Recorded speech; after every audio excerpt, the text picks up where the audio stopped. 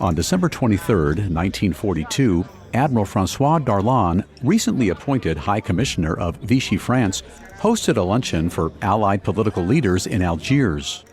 Darlan, ever the opportunist, saw it as a chance to display his formidable presence to his new friends from Britain and the United States. A month earlier, Darlan had surrendered after an Allied invasion of Algiers. But now he treated the invading army as guests, not enemies. He wanted to give them the impression that, truce or no truce, he was still in control. As lunch was served, Darlan turned to American General Mark Clark and American diplomat Robert Murphy and uttered, "Tomorrow the Axis press will say I gave this luncheon because a gun was pointed at my head." Clark replied, "If the rest of the luncheons were as good as this, I would get my gun out every week." But despite his hospitality, Clark knew that Darlan was going to be a problem if he remained in North Africa. He told the recently deposed leader that the best solution to his problem would be to leave the country. And to his surprise, the admiral was receptive to the proposition. He told Clark, "You know, there are 4 plots in existence to assassinate me. Suppose one is successful. What will you Americans do then?" Darlan handed Murphy a list of his possible successors. Murphy looked up at him and detected the worry in his sad blue eyes. His premonition would be right. Darlan died the next day.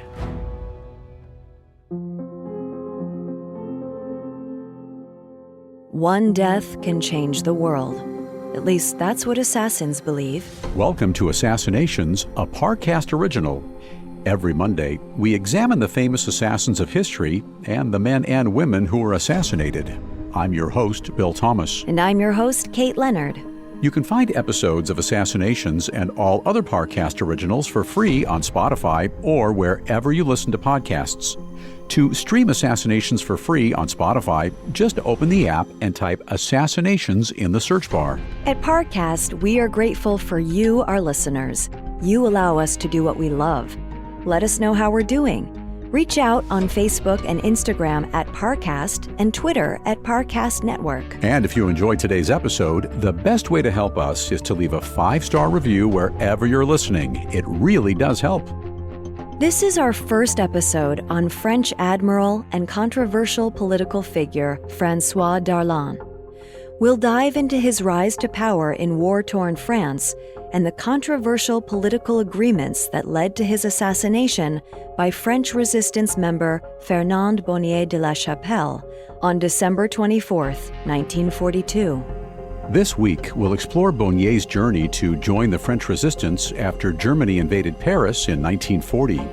We'll also examine Admiral Darlan's rise to political influence in France and how his leadership during World War II led to his murder. Next week, we'll explore the aftermath of the assassination. As we unpack the complex politics behind it, we'll discuss some of the conspiracy theories that have surrounded Darlan's unexpected demise. On June 14, 1940, Germany stormed Paris. Within weeks, Nazi flags decorated the entire city. France was on its knees and subservient to Hitler's agenda. Germany had declared war on Poland in September 1939 and were on the move through the rest of Europe. As the Germans arrived, Prime Minister Paul Reynaud was determined to keep up the fight. French military leaders, like Admiral François Darlan, believed in the beginning that fighting was the only means for survival. But he realized quickly that the fight was a lost cause. In order to save French lives, Darlan believed that it was in their best interest to collaborate with the Nazis. Darlan was not alone in this sentiment. Many others within the political elite, like World War I hero and French ambassador Philippe Pétain, thought an accord with Hitler was the only option to ensure France's future. On June 22nd, France signed an armistice deal with Germany. By July 9th, the French Parliament voted to dissolve itself, and give the well-respected Pétain full executive power. With Pétain as their puppet, Germany now had full control of northern France, along with 2 million French soldiers as prisoners of war. Pétain established a new capital a few hours away from Paris in the small town of Vichy, which was known more as a vacation destination than a seat of political power. In time, Vichy became shorthand for France's alliance with Germany. But not every French citizen was willing to cooperate with the Vichy regime. Other political officials, like French Brigadier General Charles de Gaulle, became leaders of a resistance that saw Vichy's relationship with Germany as treason. Inspired by the uncompromising resistance, young men like 18-year-old Bonnier de la Chapelle decided to join in the fight. Bonnier would play a major role in unseating one of Vichy's important voices, Fançois Darlan, which would change the entire course of the war for France. Fernand Bonnier de la Chapelle was born on November 4, 1922, in the French colony of Algiers. When Bonnier was a child, his parents divorced and he was sent to study in Paris. As a youth, Bonnier was sensitive and fragile. He was prone to sickness, but he was also impulsive and eager to engage in passionate arguments with his friends. When 18-year-old Bonnier witnessed the fall of France to the Nazi army, he knew he had to defend his homeland. Bonnier took part in a student demonstration against the Germans at the Arc de Triomphe. The protest inspired him to do more to defend his country. Romantic visions of wartime adventures filled his head. Bonnier left Paris for London to join the resistance group Free French, led by government leaders who were forced into exile after the German invasion. He admired its leader, Charles de Gaulle, but Bonnier never made it to London. Realizing the Germans occupied northern France, the only way to get there was through Gibraltar. Instead, he illegally crossed the Free Zone, which divided occupied France and the unoccupied territory of Algiers. Now, out of Nazi control, Bonnier reunited with his father, who was working as a journalist for the Algerian Dispatch. Through his father's connections, the 18-year-old Bonnier met with many who were disillusioned by their country's leaders. A major target was Admiral François Darlan, who was head of Vichy's military and executing German orders with zeal. Bonnier joined the French resistance and immediately found his calling. Like Bonnier, many of the members had grand visions of sacrifice. They saw themselves as heroes waiting for their opportunity for combat. Bonnier worked as a liaison between the resistance's main headquarters and one of its leaders, Henri d'Astier de la Vigerie. Tall and thin, with piercing dark eyes, Henri d'Astier was a controversial figure accused of holding fascist viewpoints. He fled to Algeria in 1941. In reality, d'Astier believed that France should be an independent nation and opposed the German invasion. He was also a royalist who thought democracy made good government leaders corrupt. He believed France should return to its royal heritage and be governed as a monarchy. In his opinion, the future leader of France should be the Count of Paris, Henri VI, who was fighting with them in North Africa. Bonnier had similar beliefs.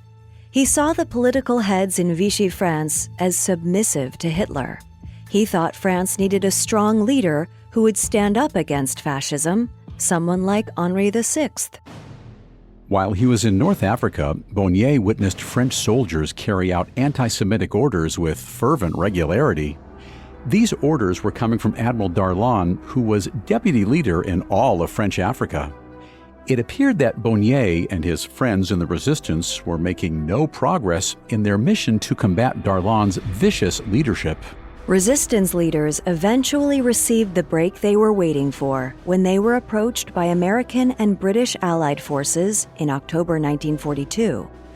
America had just joined the war a year earlier, and they saw North Africa as a perfect launchpad for future invasions of Europe. The first step was taking control of Algeria and Morocco. General Mark Clark and American diplomat Robert Murphy approached Henri d'Astier to help plan the invasion. A month later, on November 8, 1942, Allied forces launched their invasion. Bonnier and his comrades helped behind the scenes, securing bridges and shorelines. Not much is known of Bonnier's exact role in the invasion, but he saw close friends gunned down in cold blood. The chaos of combat was not what he envisioned when he left Paris 2 years earlier. The invasion, known as Operation Torch, was a complete success for the Allies and the French resistance, bringing Darlan and the rest of Vichy France no other choice but to surrender. This was a turning point that marked the end of diplomatic relations between North Africa and Vichy France. Bonnier de la Chapelle and his fellow resistance fighters went around town that evening singing the French national anthem, La Marseillaise, and shooting their guns in the air. They decorated the streets with posters mocking Admiral Darlan and other Vichy French leaders. Their enthusiasm was palpable as locals joined in on the celebration. After Operation Torch, the Allied forces were in full control of the region. However, for Bonnier and the resistance, the fight was only beginning. As the Allies gained their footing in the region, Bonnier perceived Darlan as submissive to their commands, something he had seen 2 years earlier when Darlan was collaborating with Nazi Germany. He was willing to sell France to the highest bidder to save his own skin. If they wanted to keep Algiers under Allied control, Darlan would have to go.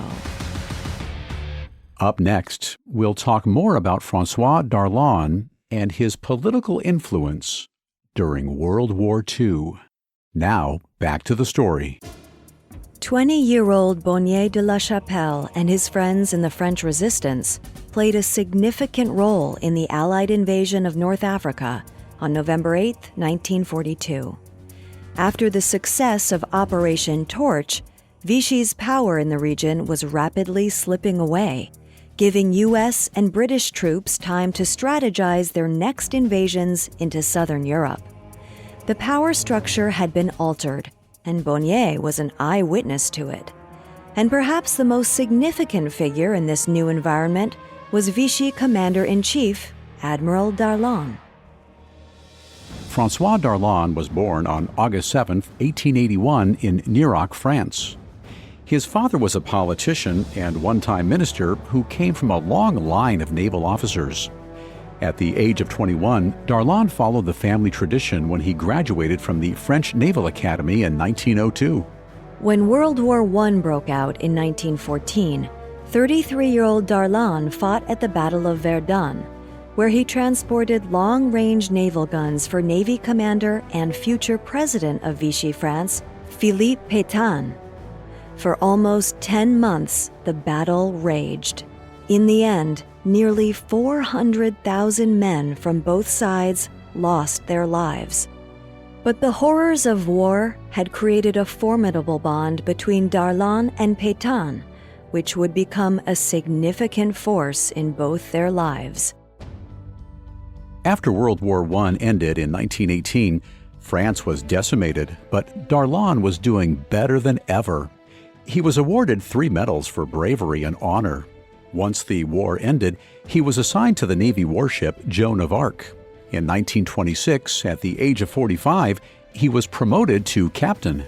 Darlan's career in the French Navy is what he always dreamt of. He had influence, but most importantly, he was honoring the family name. Darlan preached allegiance and sacrifice on his ships. Known as ruthless and shrewd, he never wavered from the belief that a ship must be grounded by an admiral's strict supervision and, above all else, loyalty. In 1936, the opportunity of a lifetime came when a fellow citizen of Nerac, Georges Legueux, was named the head of the Ministry of Marine, which controlled the Navy and the colonies. he immediately looked to Darlan, who he respected, to head his military cabinet. As military cabinet leader to the ministry, Darlan acted as a liaison to the Admiralty and members of Parliament. The job required someone to navigate both the political world and the battlefield. Leguix thought that Darlan would be perfect for the job. Described as sociable and an entertaining conversationalist, Leguix felt Darlan was the right person for the job because of his experience in the Navy's various branches. Most significantly, he believed in Darlan's loyalty and unflinching discipline. 59-year-old Darlan had become the most powerful man in the French Navy by the time German tanks rolled into Paris in June 1940. But in wartime, decisions are quick and often impetuous. Darlan was dubious of French Prime Minister Paul Reynaud, who kept waffling back and forth between resisting the Germans and submitting to their demands. But Fançois Darlan was much more resolute when it came to protecting the French naval fleet. He would rather destroy his own ships than hand them over to the enemy. And he was just as determined to keep his fleet out of British hands. Even though Britain was their ally, Darlan vowed that the fleet will belong to no country but France. Once the Germans gained the upper hand, Darlan ordered his ships to flee to French colonial ports, to British ports, or even to destroy themselves rather than surrender to Germany. But when he arrived in Bordeaux on Saturday, June 15th, Darlan began to warm up to the idea of an armistice deal. This was solely because the French government promised to reject any deal that required them to hand over the naval fleet. Darlan's ships were safe. However, while he was there, he witnessed the government rapidly fracturing.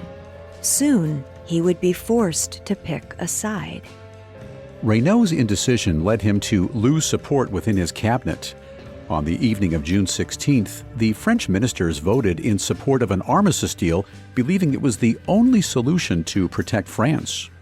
Reynaud was forced to resign. He was replaced by the much more steadfast Philippe Pétain.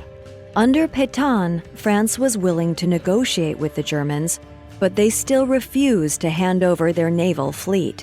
To drive this point home, Pétain named Darlan as the new Minister of Marine. On June 21, 1940, Germany acquiesced.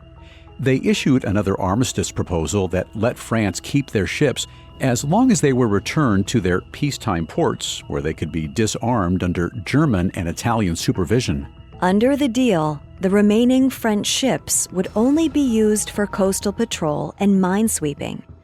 But most importantly, the Germans promised they would not claim ownership of Darlan's fleet. On June 22nd, the France-Germany armistice was signed. Pétain's government established its new headquarters in the tranquil town of Vichy, 30 miles from the boundary between occupied and unoccupied France. From the fourth floor of Vichy's Hôtel du Parc, Pétain and his cabinet turned their focus to the future of France itself. He began a new set of policies known as the National Revolution. The purpose of the National Revolution was to reclaim an old social order from France's past, based on the values of work, family, and patriotism. This flew in the face of pressure from German leaders to outlaw displays of French nationalism. Pétain superficially endorsed Hitler's new vision of Europe, but when he spoke to his citizens by radio, he articulated his new vision for France with engaging stories filled with national pride. The French people trusted that Pétain would make sound decisions for the betterment of the nation. Darlan shared the same values as Pétain, and he was still faithful to his war commander. Although Germany had promised not to take what remained of his fleet, he was now worried that the British would try to seize it. British leaders like Winston Churchill felt Vichy France needed to be sent a message: side with the Germans, and you'll have to reckon with the British. On July 3, 1940, Churchill ordered an attack on a French naval squadron at Mers el-Kébir, a port town in Algeria. Known as Operation Catapult, this attack marked the end of Anglo-French relations. A total of 1,297 French officers and crew members were killed. The attack surprised the Vichy government and left them in a state of confusion. When Darlan reached Vichy headquarters late on the afternoon of July 3rd, he was enraged. It was a momentary victory for the British, but in the long term it was a strategic failure. The French fleet was now out for blood. Darlan demanded retribution, but reason won over vengeance.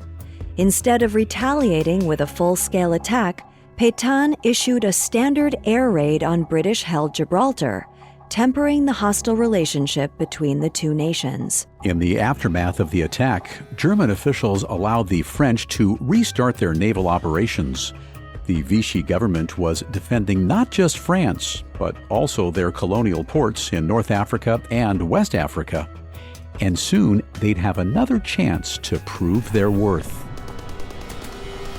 On November 8, 1942, toward the end of America's first full year in the war, the U.S. and Britain launched another attack on Vichy French forces in North Africa, known as Operation Torch. As commander of French military operations, Darlan sent 125,000 of his best men to meet U.S. troops on the shores of Algeria and Morocco. However, Darlan soon realized his forces were overpowered. Over the course of a single day, the Americans seized control of French ships and military strongholds aided by the French resistance. As the last tank reached the sands of Tangier, Darlan recognized that the alliance between the U.S. and Britain was a formidable force. A force more powerful than Vichy and the Axis. The only means of survival was a ceasefire. By the evening, the city surrendered, leaving Vichy government officials seeking escape. Immediately after the battle ended, Darlan met with American diplomat Robert Murphy and American General Mark Clark in Algiers to negotiate the surrender. Darlan started off by stating, "For the last 2 years, I have preached to my men in the Navy and to the nation unity behind Pétain. I cannot now deny my oath." Despite his strong words, the Americans believed Darlan could be persuaded for the right price. In exchange for a complete ceasefire in the region, the U.S. appointed Darlan High Commissioner of North Africa. Eisenhower thought the opportunistic admiral could be a vital asset for the Allied cause.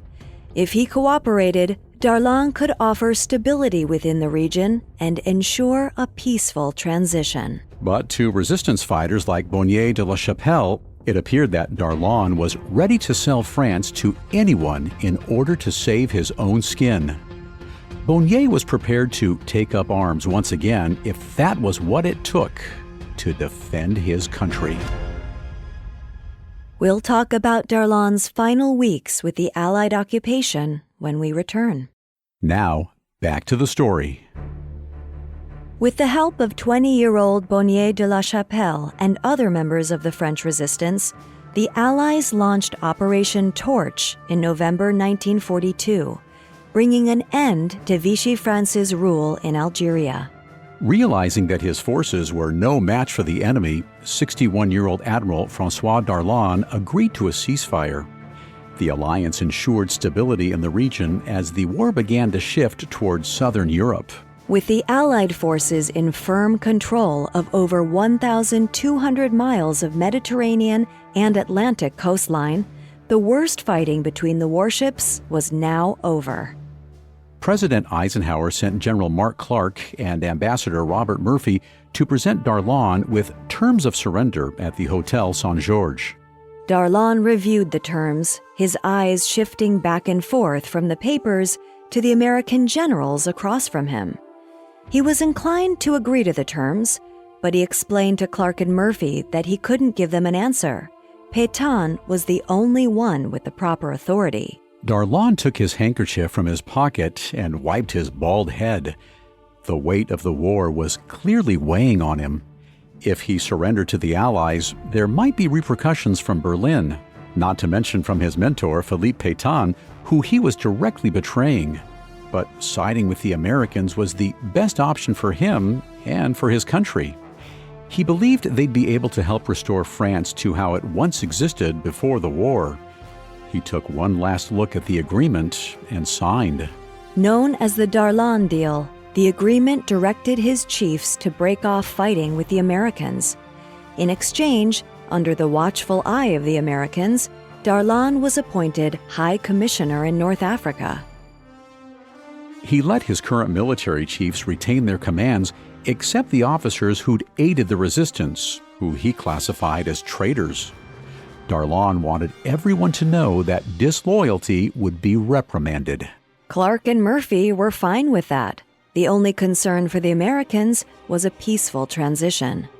Clark asserted he would deal with the man who could do the job, whether it turned out to be Darlan or the devil himself. Eisenhower signed off on the deal, and it was official. French Africa was now in the hands of the Allies and suddenly in the business of killing Nazis. But the Americans hadn't anticipated the blowback against a deal with Darlan. The British Foreign Office declared, "We are fighting for international decency, and Darlan is the antithesis of this." American journalist Edward Murrow questioned, "What the hell is this all about? Are we fighting Nazis or sleeping with them?"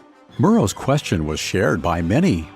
To ensure continuity, Darlan still enforced Vichy France's harshest and most repressive laws, such as imprisoning opponents, issuing secret police raids on traitors, and upholding anti-Semitic laws. And news was filtering out of Africa about Darlan's cruel tactics. President Roosevelt insisted that the alliance was only temporary. Darlan was fully aware of this. He responded, "I am only a lemon which the Americans will drop after they have squeezed it dry." But with backlash from Washington and the public, Eisenhower regretted signing the deal. He finally said, "What I need around here is a damn good assassin." Eisenhower didn't realize how prophetic his words would be. On December 20th, 1942, young French resistance members from Operation Torch met at the Société des Carburants in Algiers. The item on the agenda was what to do about Admiral Darlan. Even though they'd surrendered to the Allies, Darlan still considered the resistance fighters as an enemy to be squashed. He arrested them on charges of distributing propaganda. He continued to enforce anti-Semitic laws from the Vichy days. Henri Dastier was worried about the direction of the post-invasion government, both in North Africa and back in France. He said, "If these gentlemen cannot make up their minds to govern, we may have to take power by force." For the resistance, the Darlan deal only heightened their beliefs that monarchy was the only salvation for France and its colonies. If Darlan was out of the picture, they believed the Americans would turn to the Count of Paris, who was exiled in Morocco, and place him in power. For a while, the resistance believed the Allies would eventually see Darlan's true colors and remove him from power. When they realized that wasn't going to happen, they decided to take matters into their own hands. The time had come to remove Darlan from office permanently.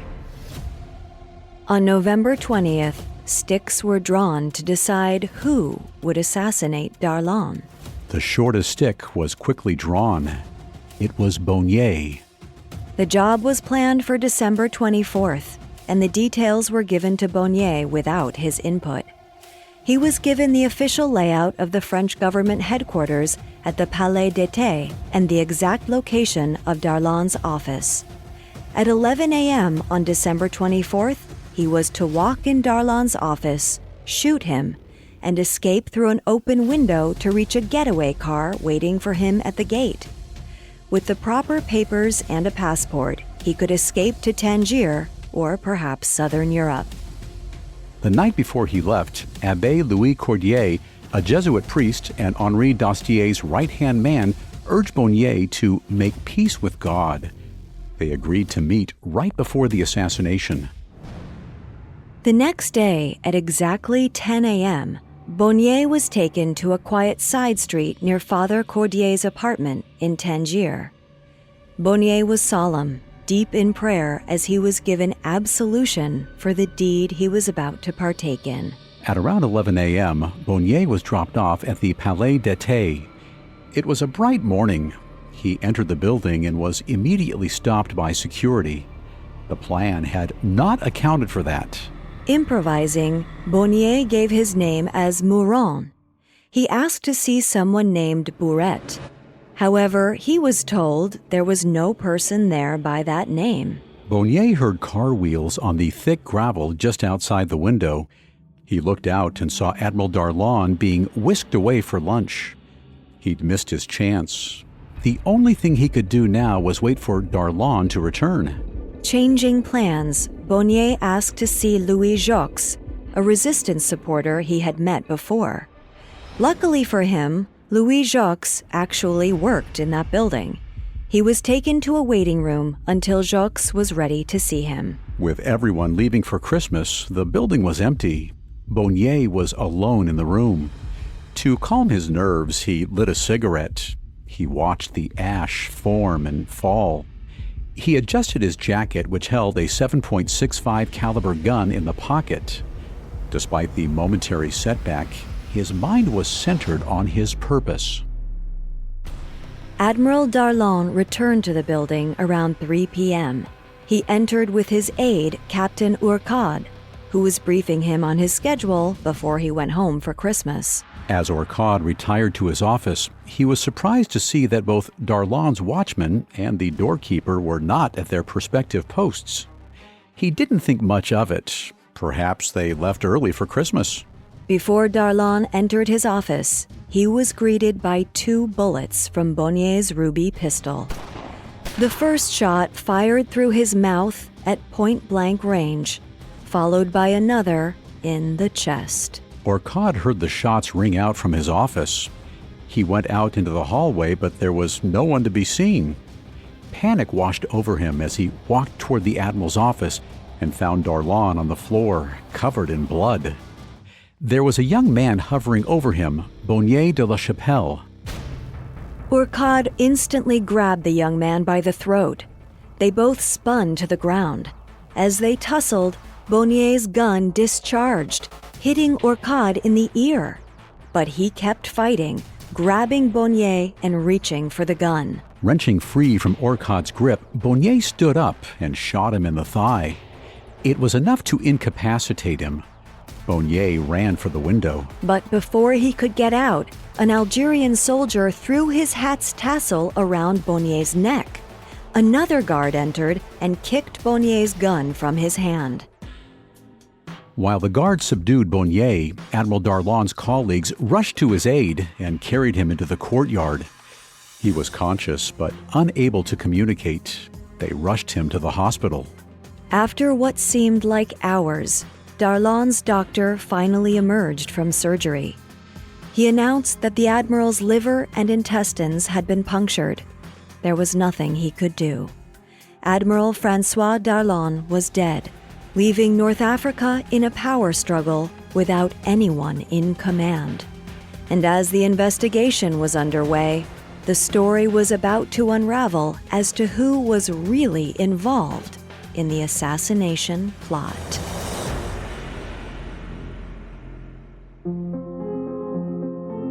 Thanks for listening to Assassinations.